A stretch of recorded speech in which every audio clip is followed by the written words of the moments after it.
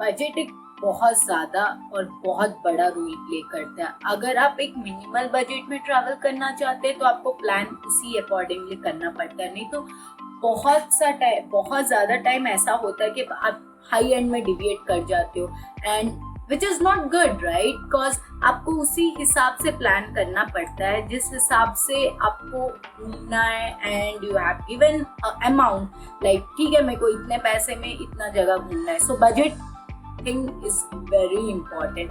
Don't worry, we are here to help you out with everything, starting from the budget, hotel and hostel booking, how to get the SIM card, approval processes, everything. And the most important thing that you need to know is self-planning. Self-planning is the thing that we have done from the starting.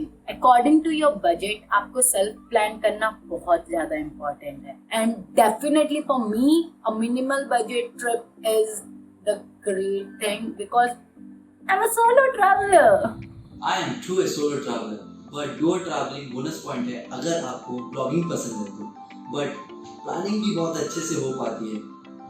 Like trust me guys, me and Prabhudatt हम लोग को last 6 month से budget planning कर रहे थे, and उस time Prabhudatt का passport भी अप्रूव नहीं हुआ था, but most importantly we stuck to our plan and price काफी कम पड़ा. अग्रीड. मेरे केस में तो बस 2 महीने का टाइम था, एंड आई थॉट कि Prabhudatt and Saurabh already went and came back from Vietnam, and वो एक्सपीरियंस उनका मुझे बहुत ज़्यादा हेल्प करेगा, और वो जो कि करा भी मेरे लिए.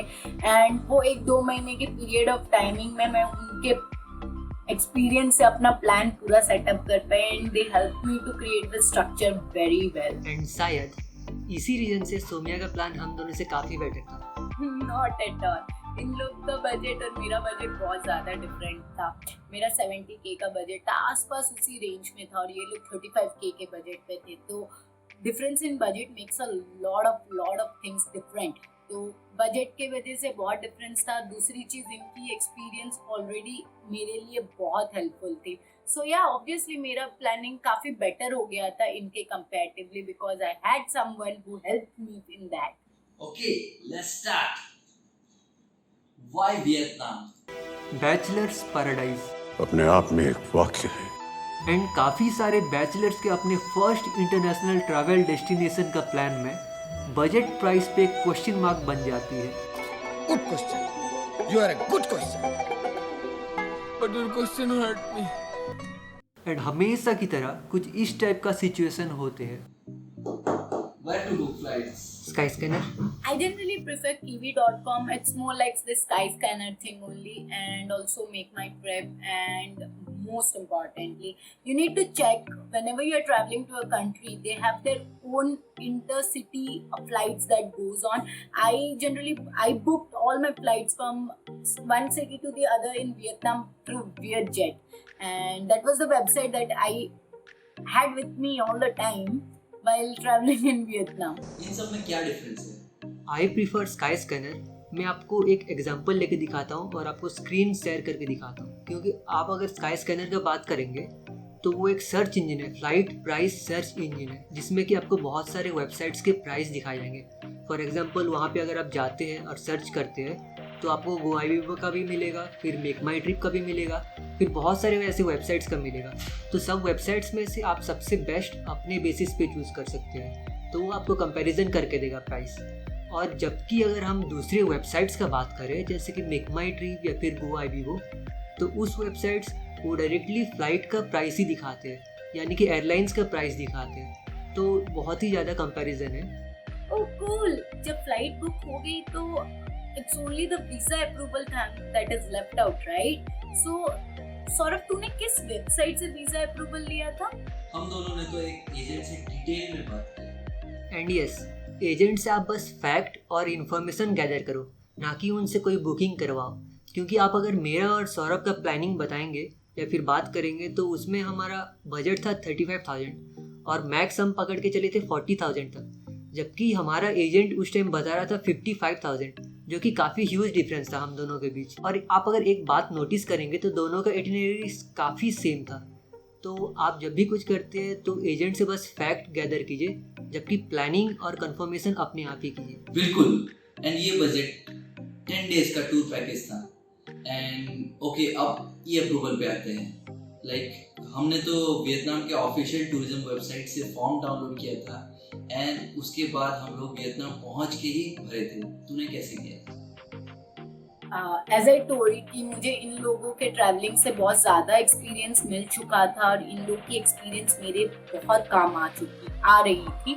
सो मेरे को पता चला कि I can do the online approval process also. मेरे को वो लंबी सी लाइन में नहीं खड़ा होना था जहाँ पे मेरी पूरी की पूरी टाइम वेस्ट होने वाली थी। Because when you take a leave from your job you get very less time in your hand, बहुत कम वक्त होता है और and I can't waste that time in standing in a line and just going there. It's a complete mess. तो अगर आप online approval पहले से करते हो, so you fill up all your forms and you just need to go there and stand in one single queue. You need to pay them the money, that's something $25 around होता है, बस बात खत्म, that's all. इसके और भी option है, जैसे कि आप वियतनाम पहुंच के वहां से अप्रूवल ले सकते हैं, लेकिन इसका वेटिंग लिस्ट काफ़ी लंबी रहती है। जैसे कि हमारे इंडिया में इंडियन रेलवे का रहता है, तो आप जैसे ही वहाँ पे पहुँचेंगे तो आपको तो पहली बात कि क्यू में लगना पड़ेगा और वो 50% चांस रहता है कि आपको अप्रूव करेंगे, क्योंकि उनका टाइमिंग रहता है, उस टाइमिंग के स्लॉट के बेसिस पे वो अप्रूव करते हैं। और मेरे मान के चलोगे तो आप ऑनलाइन ही कर ले, वो बेटर रहेगा।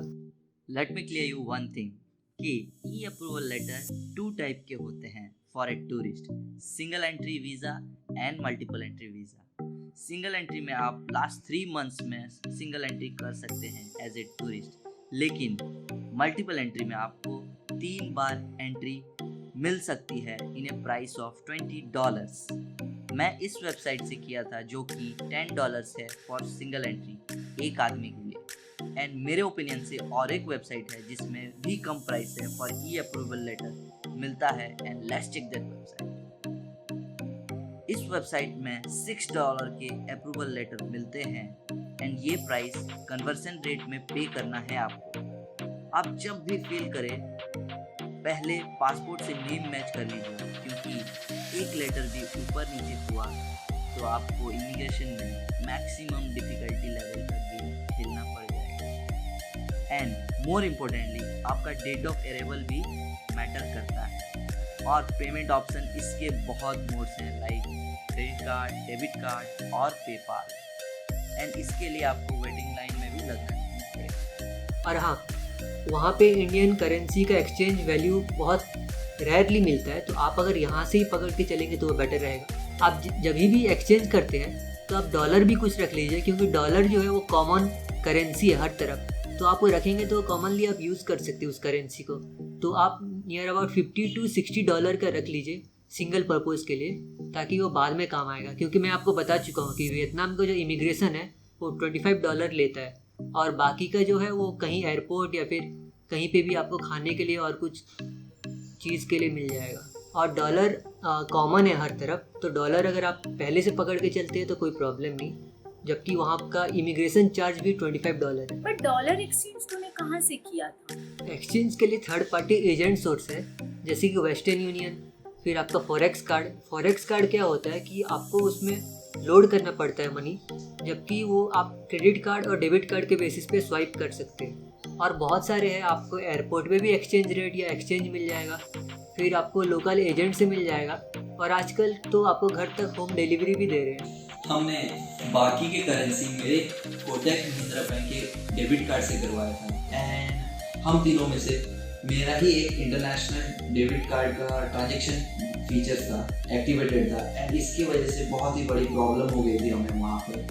क्योंकि आप जब भी वियतनाम जा रहे हो या कोई भी कंट्री जा रहे हो तो पहले आप कंसीडर करके कोई भी बैंक से आप पहले पूछ लीजिए एंड आपको वैलिडेट करवा लीजिए कि आपका इंटरनेशनल ट्रांजैक्शन फीचर एक्टिवेटेड है कि नहीं। अगर नहीं है तो आपको बहुत ज़्यादा प्रॉब्लम हो जाएगी। क्योंकि मेरे 2 दोस्त लोग जब विड्रॉ करने गए थे तो उन लोगों के पास वो अमाउंट विड्रॉ नहीं हुआ, एंड बाकी तो आप समझ ही पाए हो अगर आप सोलो ट्रैवलर हो। देन एक और थिंग मैं आपको बताऊंगा कि I have withdrawn 3000 rupees, and उसमें से मेरे 200 के टैक्स थे। तो मैं आपको ये सजेशन देने वाला हूँ कि आप जब भी विड्रॉ करें एक ही बार में अमाउंट विड्रॉ करेंगे ताकि आपको बार बार टैक्स देना नहीं पड़े। तो दैट्स इट। मैंने हनोई में लोकल एजेंसी से कराया था एक्सचेंज, और वहाँ पे मुझे 3000 का 4 to 5% टैक्स पड़ा था। तो ये एक हिसाब से नॉमिनल अमाउंट है, क्योंकि मैंने 5-6 लोकल एजेंसी से समझा था और उसमें से सबसे बेटर मुझे ये लगा। और मैं अगर बात करूँ तो इंडिया में जो डिमोनेटाइजेशन हुआ है उसका इफेक्ट बाहर अभी तक है, क्योंकि उनको पता नहीं है कि कौन सा करेंसी वैलिड है और कौन सा करेंसी वैलिड नहीं है। तो आप अगर पहले से करा के चलते तो वो बेटर है।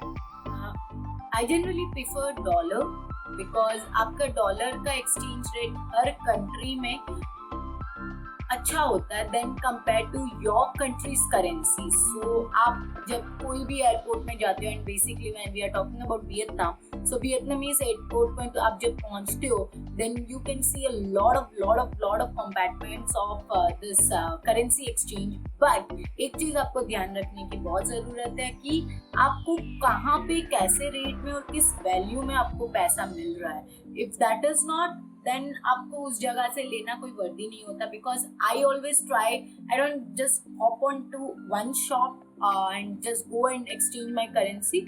मैं देखती हूँ कि कहाँ पे कितना रेट है, then I decide where to take the money from. So yeah you can go ahead and do that same thing. Saumya, तुमने होटल बुकिंग कहाँ से कराया था? सॉरी बट मैं हॉस्टल बहुत ज़्यादा प्रेफर करती हूँ, क्योंकि as I am a solo traveller तो मेरे को फ्रेंड्स की ऑब्वियसली ज़रूरत होती है। So and I love meeting people with different culture and different experiences, and lot of people have different experiences of theirs, and I love to listen to them. मेरे को जानना है वो क्या क्या एक्सपीरियंस किए लाइफ में, and what all changes they had in their life due to this traveling thing. And yes, if you ask me how to book the hostel, you can go for hostelworld.com. आप वहाँ पे rating के हिसाब से hostels देख सकते हैं and book कर सकते हैं, एंड लोग रिव्यू भी देते हैं। एंड इन हॉस्टल वर्ल्ड में एक ऐसा चीज़ भी है which you will feel good कि यहाँ पे इंडियंस कितने रहते हैं, यहाँ पे यूके के कितने रहते हैं, यहाँ पे यूएस के कितने, वो मेंशन रखते हैं। So you will be comfortable more कि आपको अगर इंडियन लोगों से मिलना है and you want Indian friends, then you gonna go ahead with this hostel and all this thing. So hostel world is the go-to place to book hostels anywhere wherever you are traveling. But it's totally up to you. आपके choices हैं। आप hotel भी book कर सकते हैं अगर आप couple हो और आपको ज़्यादा गेट टुगेदर नहीं चाहिए and you want to stay like अपने में रहना है और आपको घूमना है, so you can go ahead for hotel. But the difference thing for me hostel and hotel is hostel में आप पर बेड के हिसाब से पैसा देते हो, होटल में आप पूरा रूम का पैसा देते हो। एंड देन हॉस्टल्स वगैरह में every night they will be having parties and lot of fun activities, और उन लोग का बहुत सारा ट्रैकिंग होता है, अपना ऑर्गेनाइज करते हैं। सो आप जब सोलो ट्रैवल करते हो, this are the things like that, this are the unplanned things. तो आप कभी भी कुछ भी किसी भी मोमेंट में कर सकते हो। So that's why the hostel works out every time for me. And this is SIM card जो हमने 1 वीक के लिए लिया था, और 1 वीक का प्राइस है नियरली 350 और समथिंग, जिसमें कि आपको 7 डेज़ का व्हाट्सएप कॉल और इंटरनेट देगा, जबकि आपको कॉलिंग नहीं देगा, डायरेक्ट कॉलिंग। आप इंटरनेशनल ड्राइविंग लाइसेंस के लिए बहुत सारे वेबसाइट से आप उसमें जाके सर्च कर सकते हैं, लेकिन इंडियन गवर्नमेंट भी खुद से एक प्रोवाइड करती है। तो आपको तो पहले यहाँ पे जाना पड़ेगा, फिर यहाँ पे जाके आपको फॉर्म 2 डाउनलोड करना पड़ेगा, और फॉर्म 2 डाउनलोड करने के बाद आप उसे ऑनलाइन अपलोड कर सकते हैं, नहीं तो पास के कहीं गवर्नमेंट एजेंसी या फिर गवर्नमेंट कहीं सेक्टर है वहाँ पे जाके दे सकते हैं। तो उससे आपको ड्राइविंग लाइसेंस मिल जाएगा। तो वो ड्राइविंग लाइसेंस आप दिखा के फॉरेन कंट्रीज़ में बाइक या कुछ रेंटल पे ले सकते हैं, तो वो आपको हेल्प करेगा।